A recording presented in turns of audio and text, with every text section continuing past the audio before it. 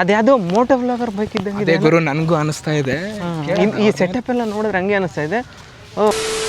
ಗೌಡ್ತಿ vlogs ಏನು bro bikers girl ಅಂತ ಬೇರೆ ಇದೆ. ಏನು ಮೋಸ್ಟ್ಲಿ ನಮ್ಮ ಕರ್ನಾಟಕ ಫ್ಲಾಗೆಲ್ಲ ಹಾಕಿದ್ದಾರೆ bro. Karnataka flag, India flag ನೋಡ್ತಾ ಇದ್ರೆ ಮೋಸ್ಟ್ಲಿ ನಮ್ಮ ಕನ್ನಡದವ್ರೆ ಅನ್ಸುತ್ತೆ. ಎಲ್ಲಾದ್ರೂ ಇದಾರ ಇಲ್ಲ ಏನಾದ್ರು ಮತ್ತೆ ನೋಡ್ತಾಗಿದ್ರೆ ಏನಾದ್ರು ಅನ್ಕೊಳ್ತಾರೆ ಕರ್ನಾಟಕದವ್ರು ಬ್ರೋ. ಹುಡುಗಿ ಆದ್ರೆ ಈ ತರ ಇಂಟರ್ವ್ಯೂ ತಗೊಂಡ್ರೆ ತುಂಬಾ ಚೆನ್ನಾಗಿರುತ್ತೆ. ಒಂದು ಇನ್ಸ್ಪಿರೇಷನ್ ತರ ಇರುತ್ತೆ. ಈ ರೀತಿ ರೈಡಿಂಗ್, ಈ ರೀತಿ ಟ್ರಿಪ್ ಮಾಡ್ಬೇಕನ್ನೋರ್ಗೆ ಎಲ್ಲರಿಗೂ ಇನ್ಸ್ಪಿರೇಷನ್ ಇರುತ್ತೆ. ನೋಡೋಣ ಎಲ್ಲಾದ್ರೂ ಕಾಣಿಸ್ತಾರೇನೋ.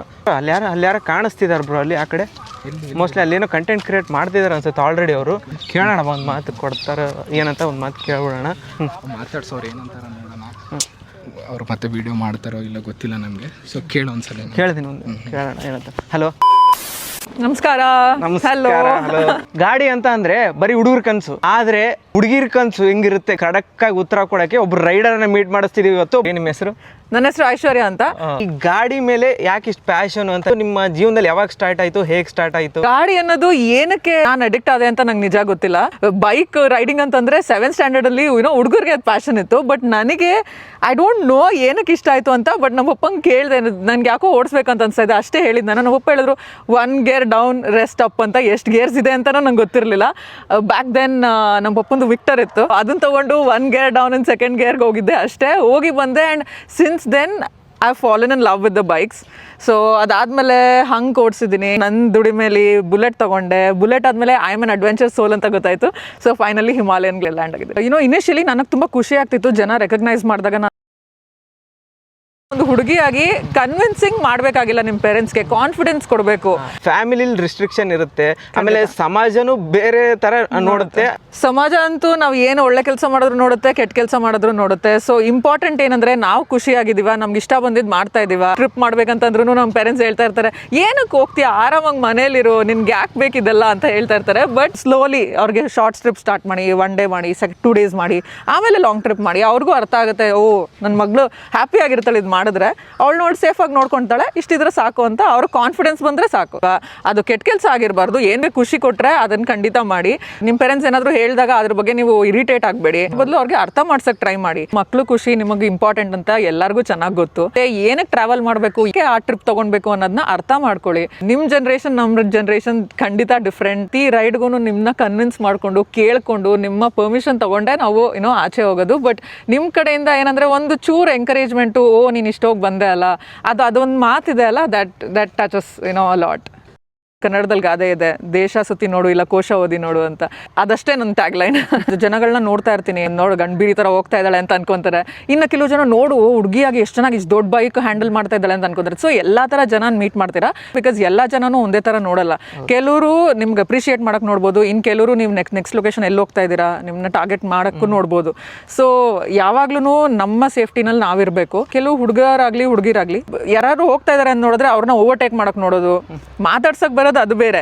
ಕೆಲವರು ಓವರ್ಟೇಕ್ ಮಾಡೋದು, ಓ ಇವಳು ನಂತರ ಓಡಿಸ್ತಾಳ, ನನ್ನಷ್ಟು ಓಡಿಸ್ಬಿಡ್ತಾಳ ಇವಳು ಅಂತ ನೋಡೋದು. ಇನ್ಸಿಡೆಂಟ್ಗಳು ಆಗ್ತಾ ಇರುತ್ತೆ ಅವಾಗ. But what's important is to move on ಅಷ್ಟೇ. ನೀವು ಅವ್ರ ಜೊತೆ ಏನು ಪ್ರೂವ್ ಮಾಡೋಕ್ಕೆ ನಾನು ಬೈಕ್ ತೊಗೊಂಡು ಓಡಿಸ್ತಾ ಇಲ್ಲ, ನನ್ನ ಖುಷಿಗೆ ನಾನು ಓಡಿಸ್ತಾ ಇರೋದು. ಸೊ ಅದನ್ನು ಮೈಂಡಲ್ಲಿ ಇಟ್ಕೊಂಡು ಯಾರೇನೇ ಮಾಡ್ಕೊಳ್ಳಿ ಅವ್ರು ಪಾಡ್ಗೋ ಹೋಗ್ಲಿ. ಬೇಕಂದರೆ ನೀವು ಸೈಡ್ಗೆ ಹಾಕ್ಬಿಟ್ಟು ನಿಲ್ಲಿಸ್ಬಿಡಿ ಒಂದು ಸ್ವಲ್ಪ ಹೊತ್ತು, ಅವ್ರು ಹೋಗ್ಲಿ.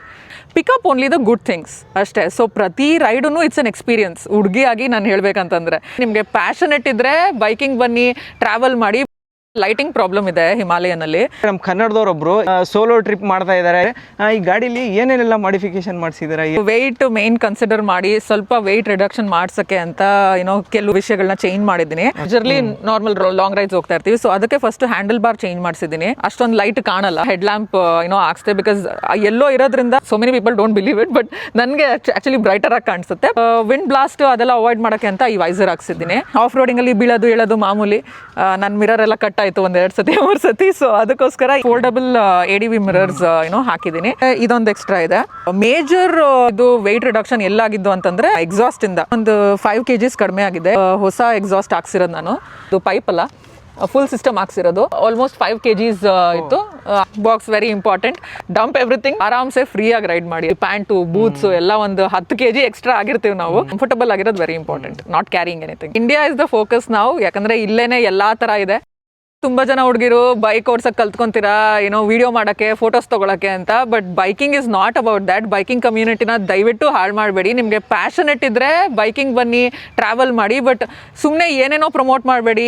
ಆ್ಯಂಡ್ ಏನೋ ಲಿಟ್ರಲಿ ನಿಮ್ಮ ಟ್ರಾವೆಲ್ ಪ್ಯಾಷನ್ ಇರಬೇಕು. ನೀವು ಬೈಕಿಂಗ್ ಬರಬೇಕಂತಂದರೆ ಸುಮ್ಮನೆ ಇದು ಆಟ ಸಾಮಾನಲ್ಲ ಇದು. Please don't disrespect the bike, ಓಕೆನಾ? ನಾವು ತುಂಬ ಪ್ಯಾಷನಲ್ಲಿ ವರ್ಷಾನ್ಗಟ್ಲೆಯಿಂದ ನಾವು ಓಡಿಸ್ಕೊಂಡ್ಬಂದಿದ್ದೀವಿ. Not spoil the biking community, ಅಷ್ಟೇ ಕೇಳ್ಕೊಳ್ಳೋದು. ನೋಡಿ, ಹುಡುಗಿರಂದರೆ ಸಾವಿರಾರು ಕಷ್ಟ. ಮನೆ ಕೆಲಸ ಆಗಿರ್ಬೋದು, ಮನೆ ಕೆಲಸದಿಂದ ಸ್ಟಾರ್ಟ್ ಆಗಿಬಿಟ್ಟು ಆಫೀಸ್ ಕೆಲಸ, ಆಮೇಲೆ ಪರ್ಸ್ನಲ್ ಲೈಫು, ಪ್ರೊಫೆಷ್ನಲ್ ಲೈಫು, ಇವೆಲ್ಲ ಕೂಡಿಬಿಟ್ಟು ಅವರಿಗೆ ಟೈಮೇ ಇಲ್ದಂಗೆ ಆಗಿದೆ.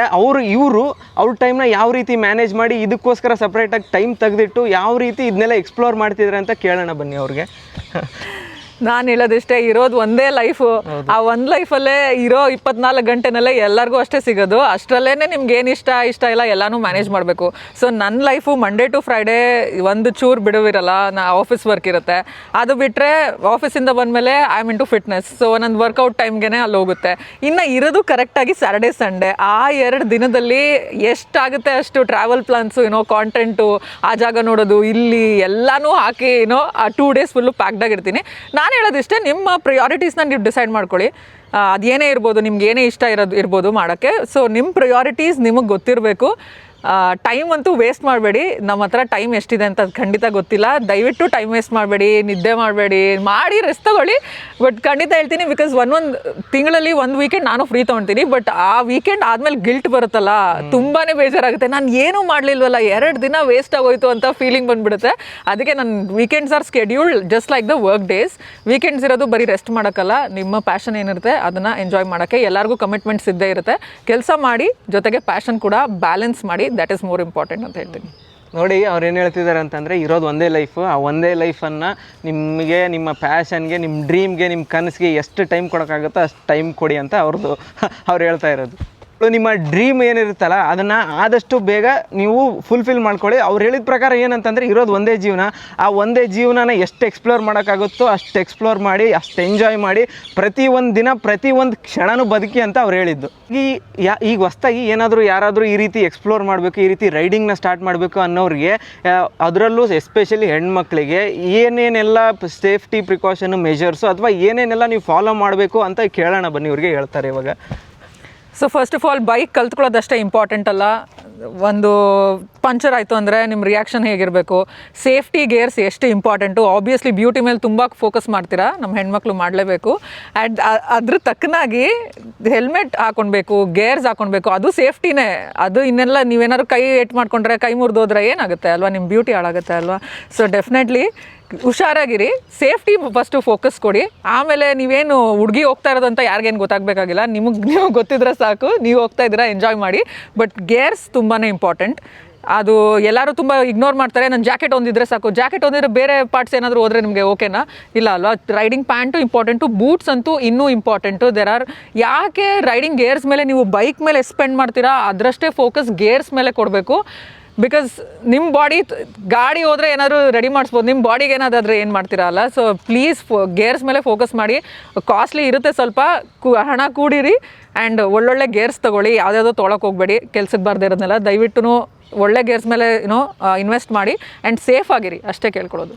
ಆ್ಯಂಡ್ ಹುಡುಗಿರ್ಗೆ ಮಾತ್ರ ಅಲ್ಲ, ಇವಾಗಂತೂ ಹುಡುಗರು ಕೂಡ ಅವ್ರ ಬ್ಯೂಟಿ ಮೇಲೆ ತುಂಬ ಕಾನ್ಷಿಯಸ್ ಆಗಿರ್ತಾರೆ. ಸೊ ದಯವಿಟ್ಟು ನಿಮ್ಮ ಬಗ್ಗೆ, ನಿಮ್ಮ ಬಾಡಿ ಬಗ್ಗೆ ನೀವು ಸೇಫ್ಟಿ ತೊಗೊಳ್ಳಿ. ಅದನ್ನ ನೋಡ್ತಾ ಇರ್ತೀನಿ, ವೀಲಿಂಗ್ ಮಾಡ್ತಿರ್ತಾರೆ, ಅದು ಇದು ಮಾಡ್ತಿರ್ತಾರೆ.